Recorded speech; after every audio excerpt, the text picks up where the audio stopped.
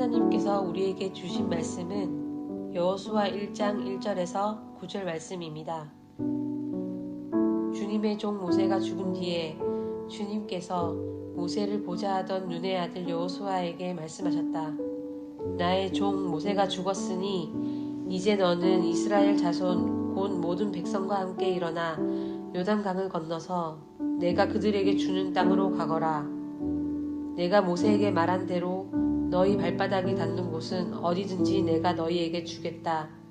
광야에서부터 레바논까지 큰 강인 유프라테스 강에서부터 햇사람의 땅을 지나 서쪽의 지중해까지 모두 너의 영토가 될 것이다.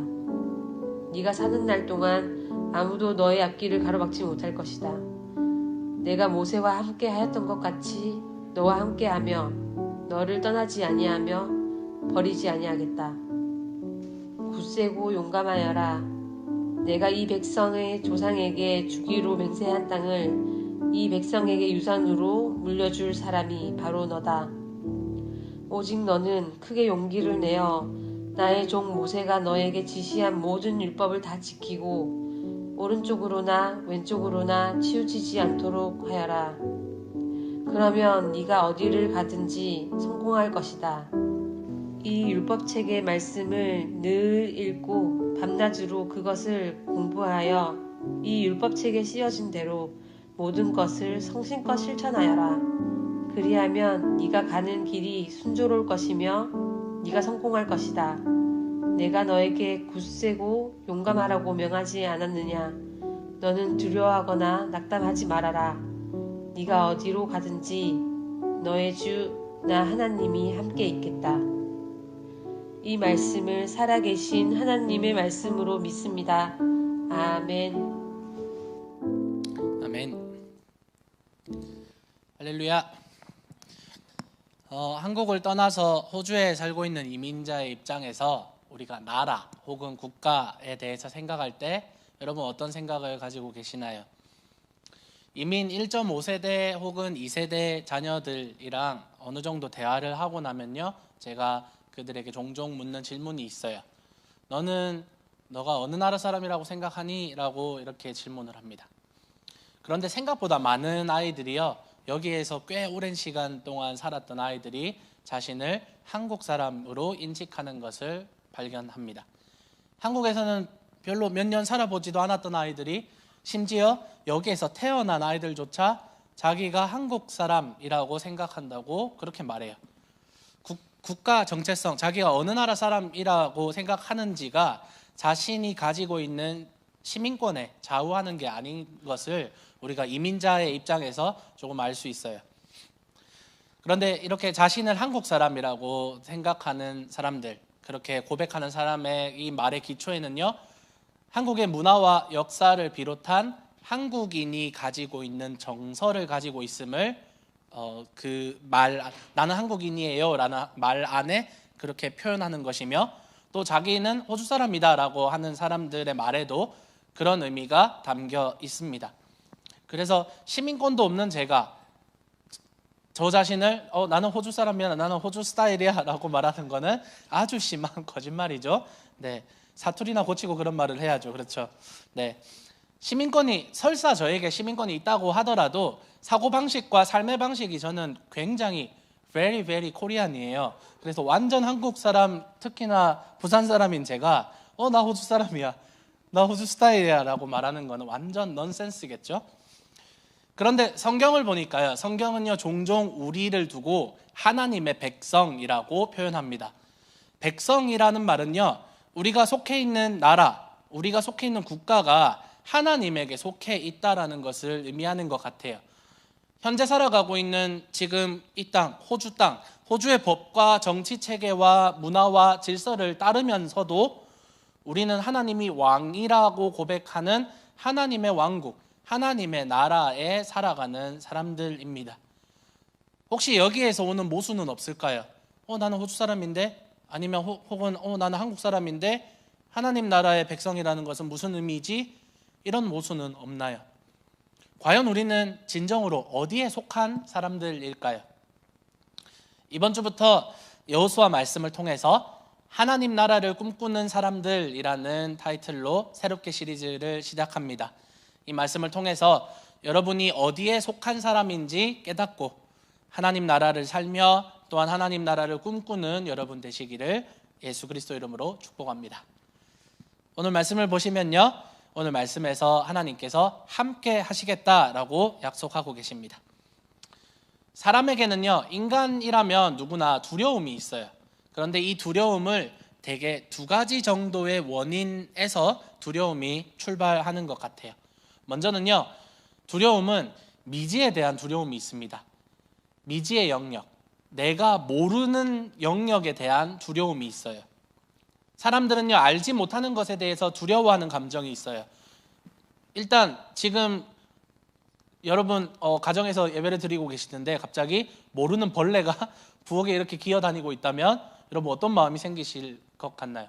완전 생전 처음 보는 벌레예요. 혹은 집 벽에 완전 처음 보는 동물이 집 벽에 붙어 있습니다. 그럴 때 어떤 마음이 생기나요? 혹은 완전히 알지 못하는 사람과 만날 때 여러분 어떤 마음이 생기시나요? 알지 못하는 사람들이 정말로 대다수인 공동체에 내가 처음으로 갔을 때, 그때 여러분 어떤 마음이 생기나요? 물론 이러한 감정과 생각들을 즐기는 사람들이 있어요. 더러 이 사람들을 보통은 탐험가 혹은 개척자라고 부르기도 합니다만, 대부분의 사람들은 내가 모르는 영역, 미지의 영역에 대한 두려움을 가지고 있습니다. 모르는 곳을 무작정 떠날 수 있는 사람이 얼마나 될까요? 그래서 갈 바를 알지 못하고 떠났다라고 말하는 그 아브라함의 그 떠남을 우리는 존경하고, 그래서 아브라함이 참 위대한 믿음의 조상으로 존경받는 게 아닐까요? 여러분이 멜번에 이민 오실 때 어떻게 오셨나요? 아무런 리서치도 하지 않고 그냥 무대뽀로 가방 하나 메고 그냥 오셨나요? 아무런 준비도 하지 않고 아무런 리서치도 하지 않고 그렇게 오신 분이 있나요? 각자 모양은 달라요. 모양은 다르지만 내가 살 도시가 어떤 도시인지, 또 가서 어떤 일들을 해야 할지 정도의 리서치는 하고 오셨을 거예요. 알려지지 않는 것에 대한 두려움이 사람들에게는 있어요. 그리고 알려지지 않는 것들에 대한 두려움과 또한 한편으로는 그것을 정복하려는 욕망도 있어요. 알아보고 내가 거기에 익숙해지고 내가 그 몰랐던 것을 완전히 내 것으로 만들려는 욕망도 있지만, 인간은 대체로 모르는 것에 대한 두려움이 있다라는 것입니다. 그 실제적인 예로 지금 우리가 아직 명확하게 알려지지 않은 이 코로나 바이러스를 두려워하는 이유입니다. 그리고 또한 인간은 뭘 두려워하냐면요, 말씀드렸지만 정복하지 못한 것에 대해서 두려워합니다. 그 대상에 대해서 알아요. 그 대상에 대해서 충분히 리서치도 했고 충분히 알지만 정복하지 못한 것에 대해서 인간은 두려워합니다. 인간보다 강한 짐승들을 우리는 두려워해요. 길을 가다가 갑자기 사자나 호랑이를 만나면 무섭잖아요. 우리는 호랑이나 사자를 알아요. 하지만 정복하지 못했기 때문에 그 야생 짐승들을 두려워합니다. 홍수나 지진과 같은 자연재해들을 우리는 두려워합니다. 바다 또한 우리가 정복한 것 같아요. 해수욕장에서 즐겁게 노는 것으로 정복한 것 같지만, 먼 바다에 나간다면 혹은 깊은 바다 심해 속으로 들어간다면 인간을 두렵게 만드는 조건들이 너무나도 많다는 것입니다. 우주 또한 마찬가지입니다. 인간이 달에 갔어요. 그것으로 우주를 정복했나요? 그렇지 않아요. 우주를 정복하지 못했습니다. 그래서 우주는 우리에게 두려움을 줍니다. 또한 어느 정도 알아냈지만 코로나 바이러스는 우리가 여전히 정복하지 못했어요. 그래서 코로나 바이러스 또한 우리에게 두려움을 줍니다. 인간이 두려워하는 이유는 이 두 가지 이유에서 보통은 비롯되는 것 같아요. 내가 알지 못하든지 혹은 내가 정복하지 못했던 것 때문에 우리는 두려움이 생깁니다. 오늘 이 본문의 상황 속에서 한번 이스라엘 상황을 한번 살펴볼게요. 이스라엘에게 가나안은 어떤 땅이었을까요? 모세 시대의 광야에서 그들에게 가나안은요, 미지의 영역이었습니다. 알지 못하는 땅이었어요. 그래서 그들은 정탐꾼 12명을 보냅니다. 그렇게 정탐꾼들은요, 40일 동안 가나안 땅의 백성이 강한지 약한지, 적은지 많은지, 그리고 그 땅이 좋은지 나쁜지, 마을들은 장막촌인지 혹은 요새로 되어 있는지, 토지는 기름진지 메마른지, 나무가 있는지 없는지 등을 40일간 정탐을 합니다. 그리고 여호수아와 갈렙 이 두 사람을 제외한 10명의 정탐꾼들은요, 여러분이 아는 것처럼 이런 보고를 합니다. 그러나 그와 함께 올라갔다 온 사람들은 말하였다. 우리는 도저히 그 백성에게로 쳐올라가지 못합니다. 그 백성은 우리보다 더 강합니다. 그러면서 그 탐지한 땅에 대하여 나쁜 소문을 퍼뜨렸다. 그들은 이스라엘 자손에게 그 땅에 대해 이렇게 말하였다. 우리가 탐지하려고 두루 다녀본 그 땅은 그곳에 사는 사람들을 삼키는 땅이다. 또한 우리가 그 땅에서 본 백성은 키가 장대 같은 사람들이다. 거기에서 우리는 또 네피림 자손을 보았다. 아낙 자손은 네피림의 한 분파다. 우리가 스스로 보기에도 메뚜기 같았지만 그들의 눈에도 그렇게 보였을 것이다. 미지의 공포가요, 어느 정도 정탐을 하고 온 후에 정복하지 못함으로써 오는 공포로 변질되었습니다. 이스라엘 백성들에게 그들은요, 너무나도 강하고 큰 민족이었어요. 그리고 이스라엘 스스로는요, 너무나도 작아서 메뚜기 같이 약해 보였다고 합니다. 그리고 이렇게 두려워하고 원망한 이유로 이스라엘은요, 정탐했던 40일의 수대로 하루를 1년으로 계산해서 40년 동안을 광야에서 방황하는 벌을 받게 되었습니다. 40년이 지난 시점에서 지금 오늘 본문의 사건에서 어떤 감정이 이스라엘을 지배하고 있었을까요? 약 2달 전 모세가 죽게 되는 시점을 설교한 것을 여러분 기억할 거예요. 그들 가운데서는요, 당연한 두려움이 있었습니다. 한 번도 모세가 없는 이스라엘을 생각해 본 적이 없어요. 더군다나 이집트에서부터 가나안 초입까지 이 광야 생활의 모든 것을 인도해 왔던 모세였기 때문에 불기둥과 구름기둥과 만나와 메추라기와 물을 내는 엄청난 능력을 행했던 모세였기 때문에 그 옛날 40년 전에 선조들이, 아버지 세대가 두려워했던 가나안에 들어가는 이 시점에 이렇게 능력을 행했던 모세가 없다라는 것은 많은 사람들로 하여금 두려움에 빠지게 하는 원인이 되었을 것입니다. 하지만 바로 그때 하나님께서 여호수아에게 이렇게 말씀하십니다. 오늘 말씀 3절과 5절을 보시면, 내가 모세에게 말한 대로 너희 발바닥이 닿는 곳은 어디든지 내가 너희에게 주겠다. 5절 말씀에, 내가 사는 날 동안 아무도 너의 앞길을 가로막지 못할 것이다. 내가 모세와 함께 하였던 것 같이 너와 함께 하며 너를 떠나지 아니하며 버리지 아니하겠다. 아멘. 하나님께서 모세와 함께 했던 것과 같이 여호수아와 함께 하셔서 떠나지 않으며 버리지 않겠다라고 약속하십니다. 그래서 모세가 큰 능력을 행할 수 있었던 것은 사실 하나님이 함께 하셨기 때문입니다. 하나님께서는 항상 하나님의 사람들과 함께 하시며 그 사람들이 능력을 펼칠 수 있도록 힘을 더하여 주십니다.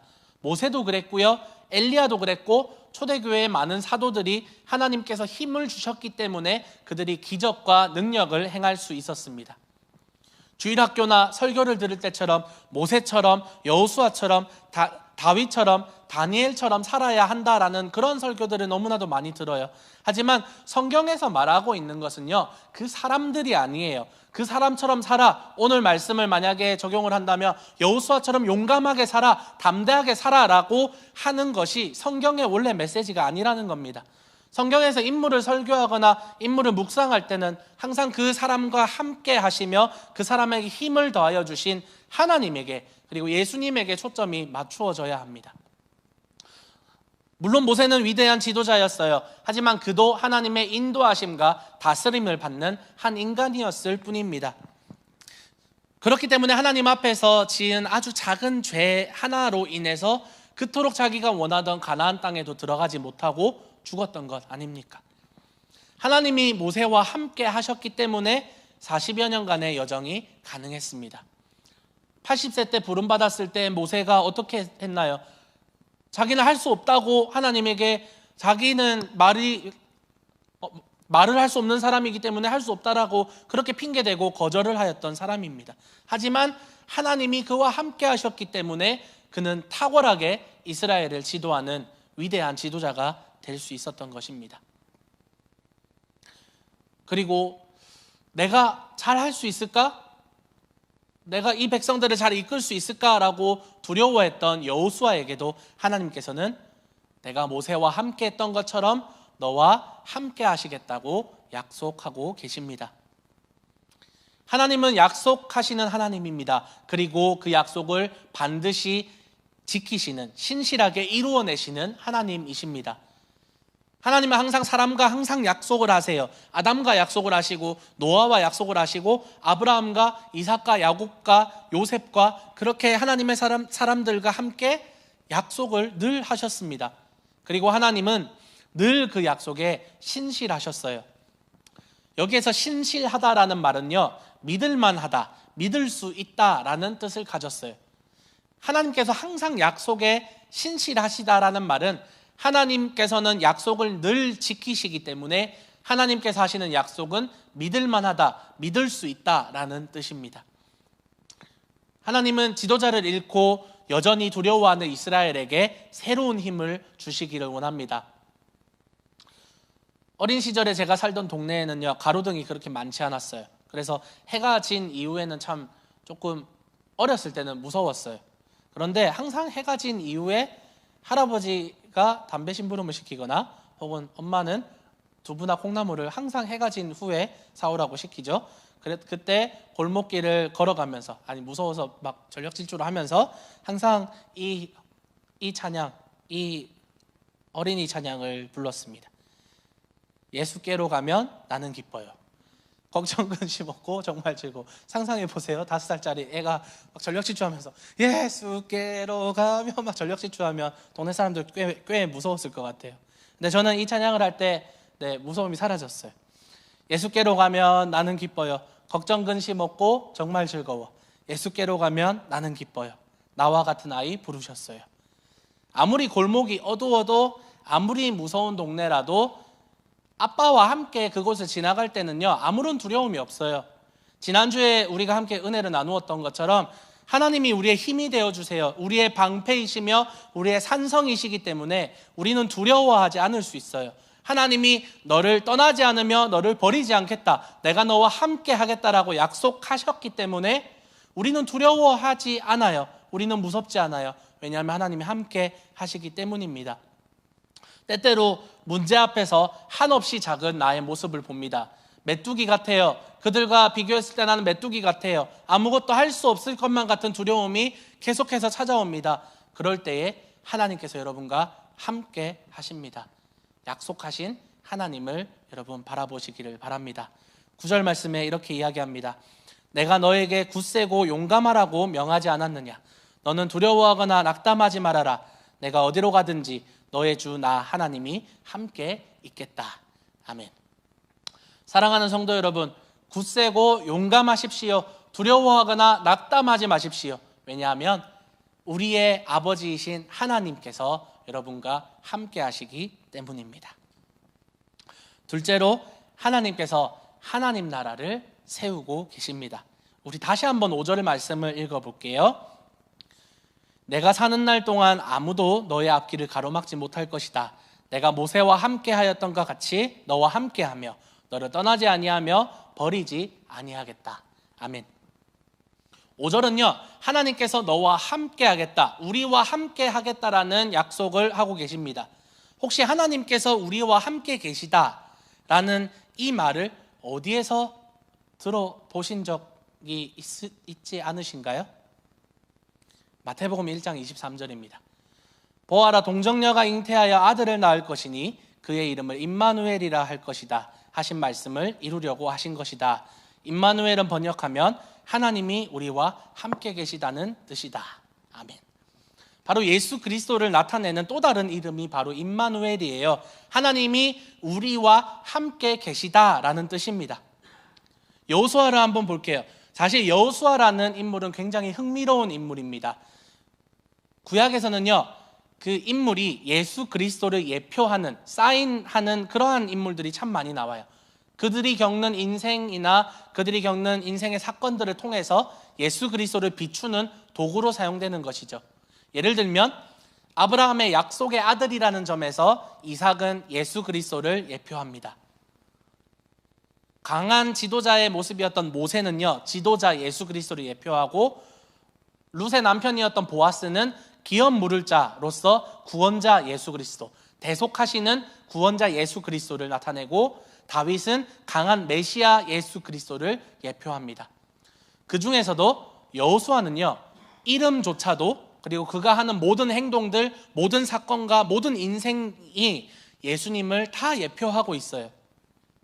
여호수아는 가나안을 정복하는 임무를 수행합니다. 이것은 단순히 이스라엘 나라, 이스라엘이라는 나라를 건국하고 세우는 차원을 뛰어넘어서 하나님의 나라가 예수 그리스도로 인해서 선포되는 것을 예표합니다. 하나님의 백성들, 여호수아를 비롯한 하나님의 백성들이 악의 세력인 가나안을 무찌르면서 이스라엘을 만들어갑니다.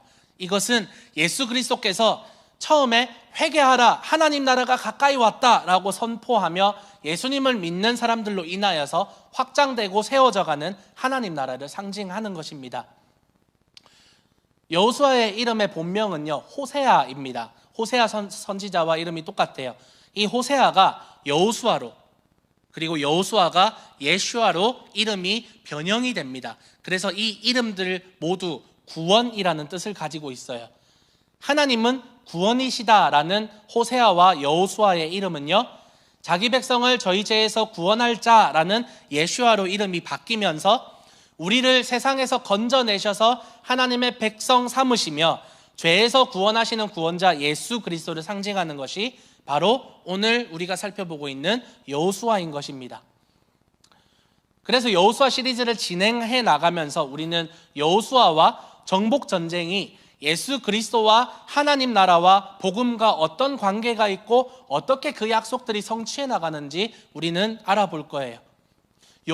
여호수아를 읽으면서, 아니 구약의 스토리들을 읽으면서 우리가 자주 하는 실수는 인물을 모델화 시키는 데 있어요. 아브라함처럼 떠나자, 요셉처럼 뛰어난 사람이 되자, 다윗처럼 용감한 사람이 되자, 솔로몬처럼 지혜로운 사람이 되자, 이렇게 성경을 읽는데 우리가 익숙한 나머지 구약을 읽으면서 우리는 세종대왕이나 이순신 위인전을 읽는 것과 다를 것 없이 성경을 읽고 있어요.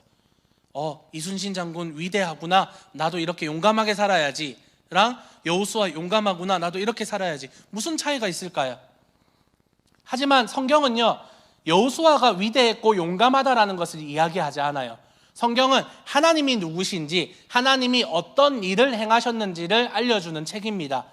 하나님은요, 예수 그리스도를 통해서 그 모든 은혜와 사랑을 행하셨습니다.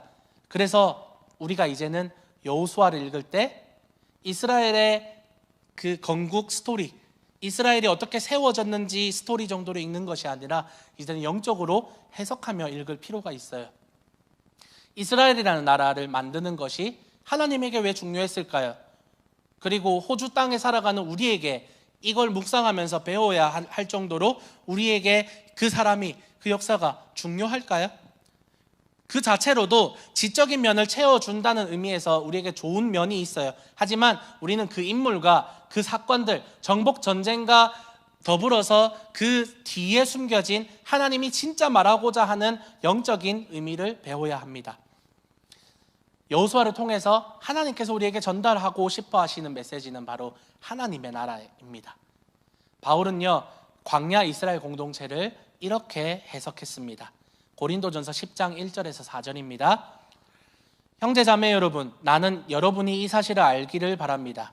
우리 조상들은 모두 구름의 보호 아래 있었고 바다 가운데를 지나갔습니다. 이렇게 그들은 모두 구름과 바다 속에서 세례를 받아 모세에게 속하게 되었습니다. 그들은 모두 똑같은 신령한 음식을 먹고 모두 똑같은 신령한 물을 마셨습니다. 그들은 자기들과 동행하는 신령한 바위에서 물을 마신 것입니다. 그 바위는 그리스도였습니다. 아멘. 구름과 바다 속에서 세례를 받았고 신령한 음식과 신령한 물을 마셨는데 그것이 바로 그리스도였다고 합니다. 즉 이스라엘 공동체는요, 그리스도로 인해서 구원받은 교회 공동체로 여겨져야 합니다. 그 가운데에서 하나님을 전적으로 신뢰하지 못해서 심판받은 사람들도 덜어 나타납니다. 하지만 마찬가지로 교회에 다닌다고 해서 모두가 구원받지 못한다는 것을 우리가 알고 있어요. 교회 안에서 구원받지 못하는 사람이 있는 것을 여러분이 아실 거예요. 따라서 이 광야 공동체는요, 교회 공동체로 보아야 합니다. 그래서 순교자 스데반 집사는요, 사도행전 7장에서 이 광야 공동체를 광야 교회라고 표현합니다. 즉 가나안을 정복하고 이스라엘이라는 나라를 세워나가는 이 공동체와 예수 그리스도의 죽으심과 부활을 믿는 교회 공동체는 본질적으로 같은 공동체로 우리가 보아야 한다는 것입니다.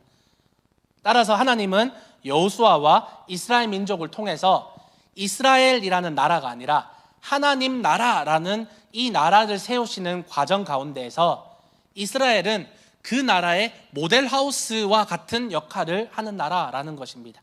하나님의 나라는 이런 모습을 가질 거야 라는 모델하우스와 같은 역할을 한다라는 것입니다. 같은 관점으로 6절 말씀을 한번 보시면 굳세고 용감하여라. 내가 이 백성의 조상에게 주기로 맹세한 땅을 이 백성에게 유산으로 물려줄 사람이 바로 너다. 아멘.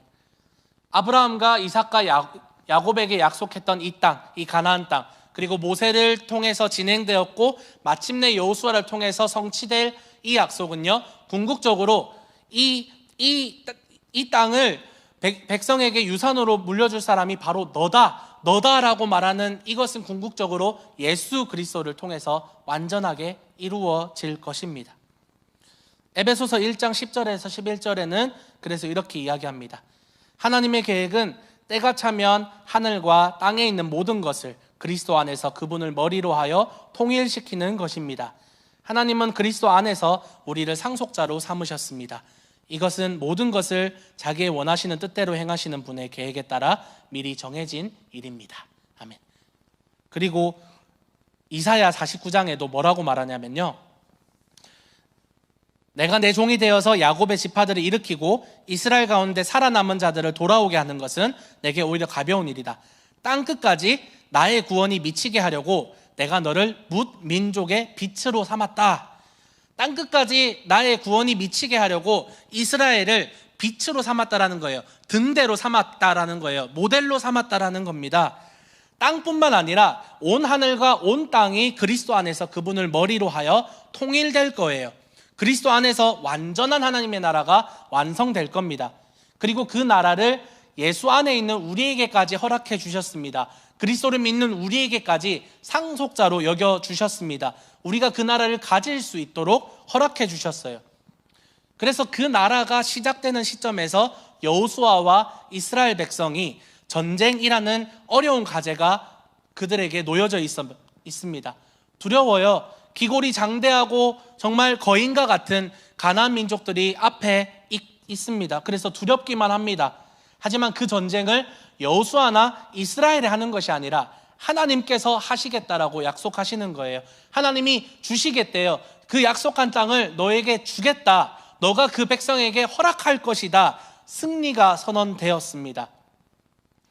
그래서 하나님은요, 여호수아에게 싸울 수 있는 군인을 모집해 훈련을 시키고 전략을 짜고 대비를 하여라 라고 말씀하시지 않았습니다. 오히려 이상한 요구를 합니다. 7절 8절 말씀에 오직 너는 크게 용기를 내어 나의 종 모세가 너에게 지시한 모든 율법을 다 지키고 오른쪽이나 왼쪽으로 치우치지 않도록 하여라. 그러면 내가 어디를 가든지 성공할 것이다. 이 율법책의 말씀을 늘 읽고 밤낮으로 그것을 공부하여 이 율법책에 쓰여진 대로 모든 것을 성심껏 실천하여라. 그리하면 내가 가는 길이 순조로울 것이며 내가 성공할 것이다. 아멘. 군사훈련을 시켜라, 전쟁 대비를 해라 라는 것이 아니라 율법을 지켜라, 오른쪽이나 왼쪽으로 치우치지 마라, 이 율법책을 묵상하고 공부하며 실천하여라 라고 명령하십니다. 전쟁을 앞에 둔 여호수아에게 하나님께서 요구하시는 것은 하나님 안에 거하라 라는 것입니다. 이미 신약을 넘어서 성령 시대를 살아가고 있는 우리에게 여호수아와 이스라엘의 정복 사건은요, 교회와 하나님의 나라를 떠올리게 합니다. 여호수아가 하나님이 주시는 힘으로 담대히 악한 가나안을 무너뜨리고 하나님이 왕이 되시는 왕국을 이스라엘을 세웠듯이 예수 그리스도께서는 하나님이 주신 힘으로 담대히 십자가 위에서 죽으심으로써 악한 사탄의 권세를 무너뜨리고 하나님이 왕이 되시는 하나님 나라를 선포하셨어요. 우리는 예수님을 믿는 믿음으로 하나님 나라의 백성이 되었고 하나님 나라에서 지금 현재 살아가고 있습니다. 하나님의 나라에서 살아가고 있어요. 그래서 우리에게 궁금증이 듭니다. 하나님의 나라가 어디 있어? 우리가 살아가는 거는 지금 호주인데 하나님의 나라가 어디 있을까? 이런 궁금증이 생깁니다. 바리새인들도 똑같은 질문을 예수님께 하였습니다. 누가복음 17장 20절, 21절에 바리새파 사람들이 하나님의 나라가 언제 오느냐고 물으니 예수께서 그들에게 대답하셨다. 하나님의 나라는 눈으로 볼 수 있는 모습으로 오지 않는다. 또 보아라, 여기에 있다 또는 저기에 있다고도 하고 말할 수도 없다. 보아라, 하나님의 나라는 너희 가운데에 있다. 바리새인들이 예수님께 하나님의 나라가 언제 옵니까? 라고 질문합니다. 이 사람들은요, 로마의 식민지 상태에 있던 그 이스라엘을 회복시키고 로마의 세력을 무너뜨리고 다윗의 나라와 같이 강력한 나라를 세울 강한 메시아를 기다렸습니다. 그래서 하나님의 나라가 언제 옵니까? 그 말은 로마를 언제 무너뜨리고 이곳에 하나님 나라가 세워집니까? 라고 질문한 것입니다. 하지만 예수님께서는 하나님의 나라를 두 가지로 정의하십니다. 첫째는 하나님의 나라는 눈으로 보이지 않는 나라이다. 그리고 둘째, 하나님의 나라는 너희 안에 있다 라고 말합니다. 현재 우리는 호주에 살고 있어요. 그렇다면 하나님의 나라는 어디에 있을까요? 방금 읽었듯이 예수님의 말씀대로 하나님의 나라는 눈에 보이지 않아요. 거룩한 영적인 세계이기 때문입니다. 그렇다면 우리는 하나님의 나라를 발견할 수 없을까요? 그렇지 않아요. 왜냐하면 이미 우리 가운데에 하나님의 나라가 펼쳐져 있기 때문입니다. 우리 가운데에 이미 있다. 두 번째 의미, 너희 가운데에 이미 있다라는 말은 다시 또 두 가지 의미로 봅니다.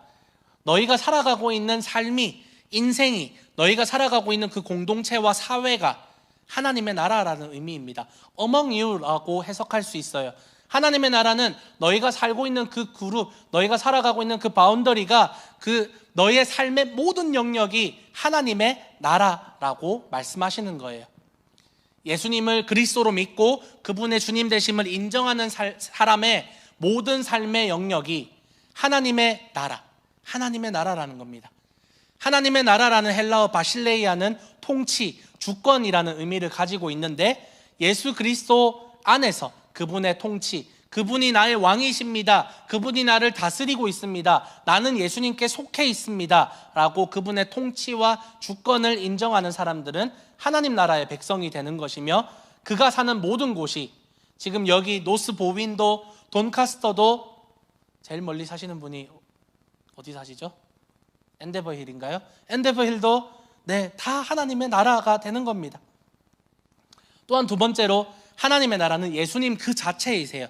바리새인들이 예수님에게 질문할 때 예수님을 빙 둘러싸는 형태로 예수님, 하나님의 나라가 언제 임합니까? 라고 질문하고 있어요. 그래서 예수님이 하나님의 나라는 너희 안에 있다 라고 말한 것은 바리새인들이 둘러싸고 있는 예수님 그 자신이 바로 하나님의 나라다라고 이야기하는 거예요. 즉 하나님의 나라는요, 예수님 자체이시면서 동시에 예수님을 주로 믿고 예수님의 주권과 통치를 고백하는 모든 사람들의 삶의 영역 구석구석까지 모두가 다 하나님의 나라라는 것입니다. 다시 여호수아로 돌아가 봅시다. 이스라엘을 하나님의 나라로 세우려고 하시는 하나님의 열심을 우리가 바라봅니다.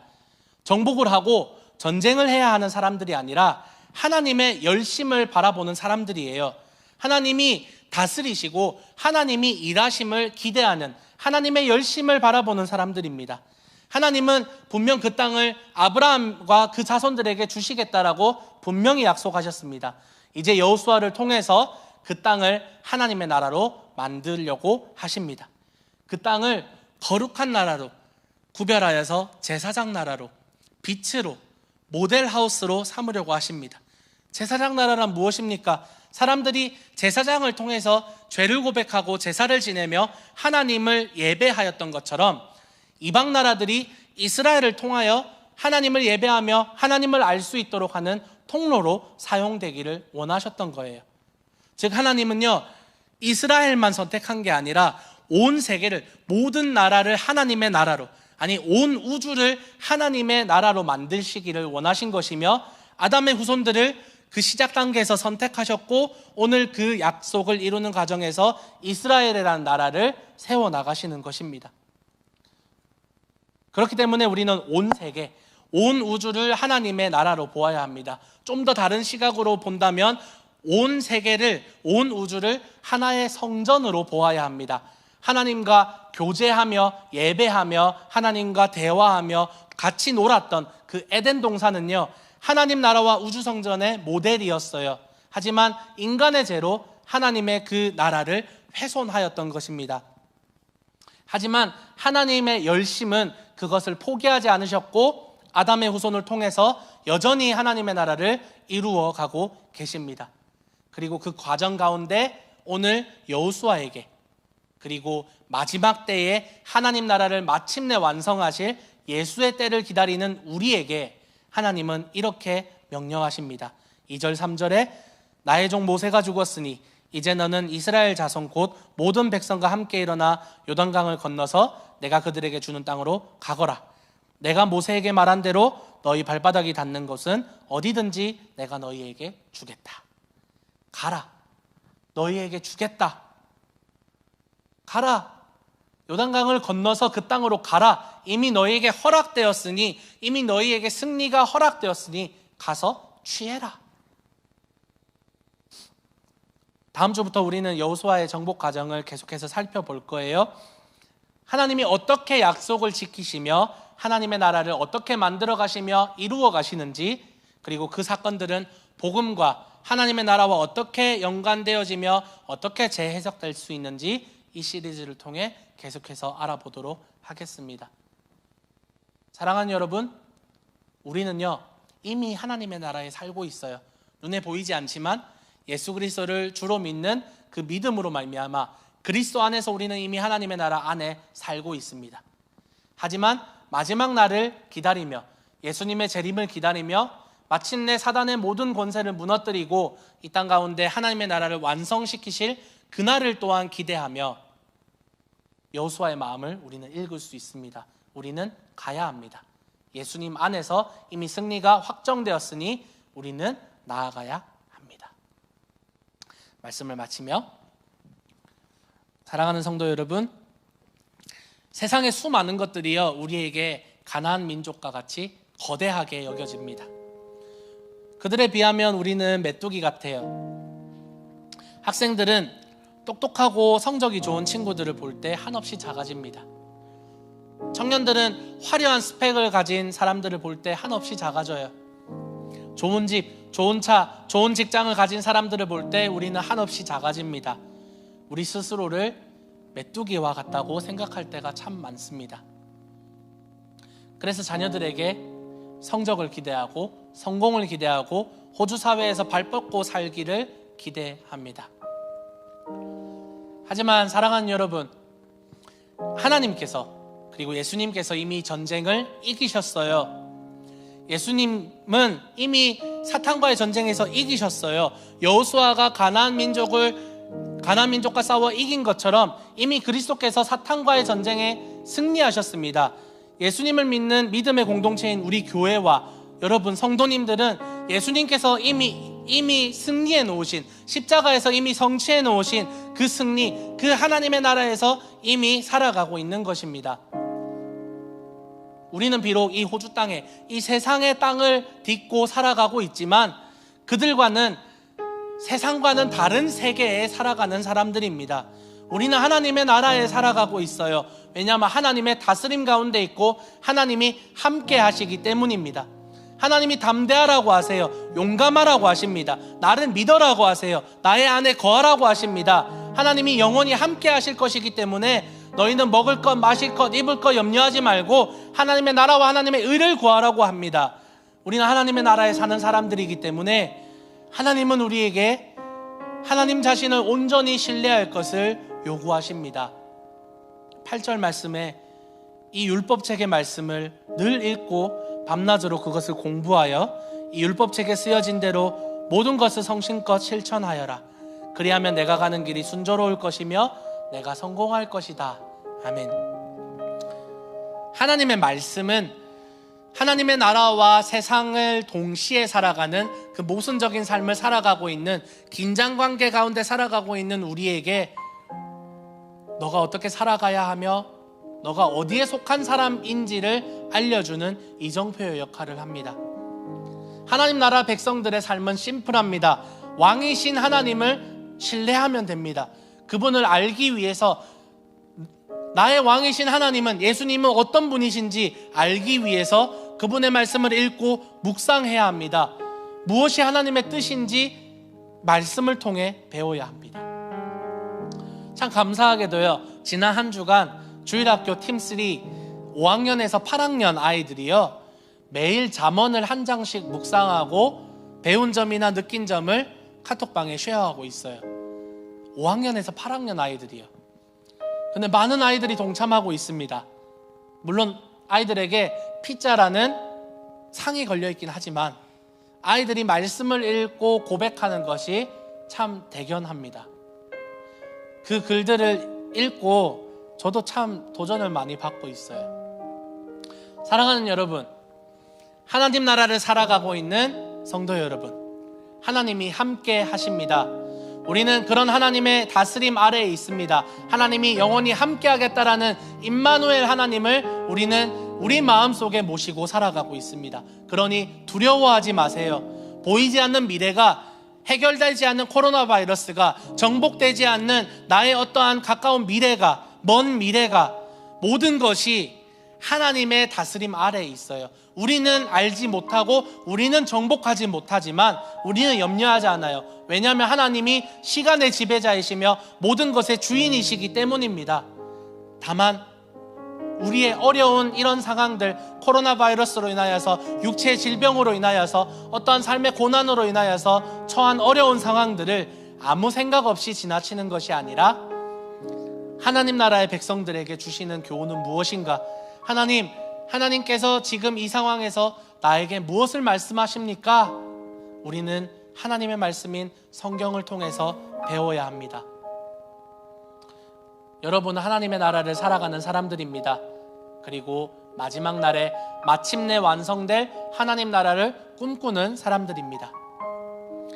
이 여호수아서를 통해서 이미 승리라는 결말이 주어진 믿음의 공동체의 도전들을 따라가며 예수님께서 선포하신 하나님의 나라를 살아가며 또한 예수님께서 완성하실 하나님 나라를 소망하며 꿈꾸며 살아가는 믿음으로 승리를 누리는 여러분의 모든 삶이 되시기를 예수 그리스도의 이름으로 축복하며 소망합니다.